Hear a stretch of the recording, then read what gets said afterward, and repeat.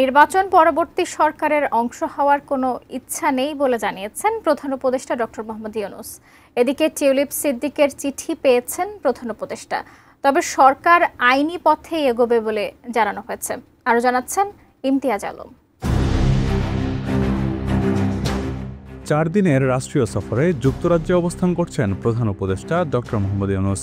সফরের দ্বিতীয় দিনে লন্ডনে এক অনুষ্ঠানে তিনি বলেছেন, নির্বাচনের পর গঠিত পরবর্তী সরকারের অংশ হওয়ার কোনো আগ্রহ তার নেই। তিনি জোর দিয়ে বলেছেন, তাদের কাজ হলো সফল ও শান্তিপূর্ণভাবে ক্ষমতা হস্তান্তরের প্রক্রিয়া নিশ্চিত করা, যা নির্বাচনের মাধ্যমেই সম্পন্ন করা হবে। Do you have any desire to be a part of that government? No way.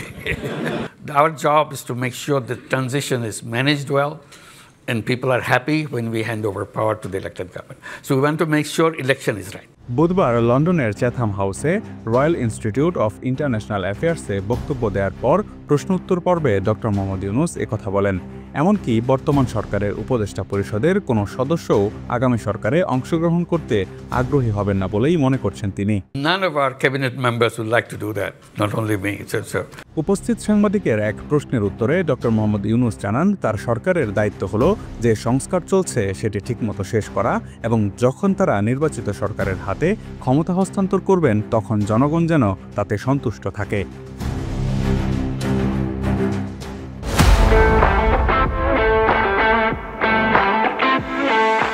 ধানমন্ডির ৩২ নম্বরে শেখ মুজিবুর রহমানের বাড়ি কুড়িয়ে দেওয়ার সময় অন্তর্বর্তীকালীন সরকারের নীরবতা নিয়েও প্রবাসী সাংবাদিকের প্রশ্নের মুখোমুখি হন প্রধান উপদেষ্টা ডক্টর মোহাম্মদ ইউনূস। জবাব দিতে গিয়ে ৩২ নম্বরের বাড়ি ভাঙা নিয়ে সরাসরি কোনো উত্তর দেননি প্রধান উপদেষ্টা। উত্তরে তিনি বলেন, এখন সবকিছুই আমরা সামাল দিতে পারছি। এটা এমন এক সময় যখন আমরা বিভিন্ন চ্যালেঞ্জ পার হয়ে এসেছি। এখন পরিস্থিতি শান্ত, শৃঙ্খলায় এসেছে এবং আমরা এগুলো মোকাবেলার চেষ্টা করছি। সে সময় পুলিশের দুর্বলতার বাস্তবতাও তুলে ধরেন তিনি।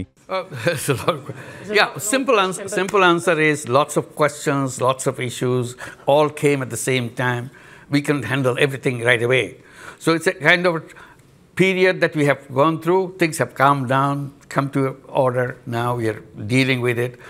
Bringing order to the nation was a big task for us because the police force that we got, yesterday they are shooting at the kids. সফরে প্রধান উপদেষ্টা ও রাজা তৃতীয় চার্লসের সৌজন্য সাক্ষাৎ এবং ব্রিটিশ প্রধানমন্ত্রী স্যার কিয়ার স্টারমারের সঙ্গে দ্বিপক্ষীয় বৈঠক অনুষ্ঠিত হওয়ার কথা রয়েছে। যদিও নানা ধোঁয়াশায় ব্রিটিশ প্রধানমন্ত্রীর সাথে এখনও বৈঠকের দিনক্ষণ প্রকাশ করা হয়নি।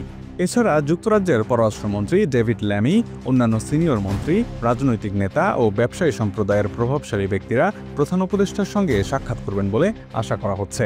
এরই মধ্যে যুক্তরাজ্যের জাতীয় নিরাপত্তা উপদেষ্টা জোনাথন পাওয়েল বুধবার লন্ডনে প্রধান উপদেষ্টা অধ্যাপক মোহাম্মদ ইউনূসের সঙ্গে সাক্ষাৎ করেছেন। এর আগে যুক্তরাজ্যের সাবেক মন্ত্রী ও শেখ হাসিনার ভাগ্নি টিউলিপ সিদ্দিকের পাঠানো চিঠি পেয়েছেন বাংলাদেশের অন্তর্বর্তীকালীন সরকারের প্রধান উপদেষ্টা ডক্টর মোহাম্মদ ইউনূস। বিষয়টি নিশ্চিত করেছে তার প্রেস উইং।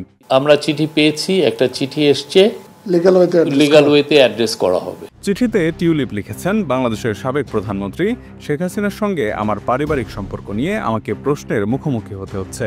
দুর্নীতি দমন কমিশনের অভিযোগ থেকে যে ভুল বোঝাবুঝির সৃষ্টি হয়েছে, এই সাক্ষাতের মাধ্যমে তা দূর হবে বলে আশাবাদী তিনি। চিঠিতে টিউলিপ অভিযোগ করেন, তিনি তার খালার বিরোধীদের একটি রাজনৈতিক উদ্দেশ্য প্রণোদিত কুৎসা অভিযানের লক্ষ্যবস্তুতে পরিণত হয়েছেন। তবে মঙ্গলবার লন্ডনে বাংলাদেশ হাইকমিশনে আয়োজিত এক সংবাদ সম্মেলনে চিঠি পাওয়ার বিষয়টি নিশ্চিত করে ডক্টর মোহাম্মদ ইউনূসের প্রেস উইংয়ের পক্ষ থেকে বলা হয়, বিষয়টি যেহেতু আইনি, তাই আইনি পথেই এগোবে সরকার। সেই হিসেবে টিউলিপের সঙ্গে প্রধান উপদেষ্টার সাক্ষাতের কোনো সম্ভাবনা আর দেখা যাচ্ছে না। Imtiaz Alam, desk report, ATN news.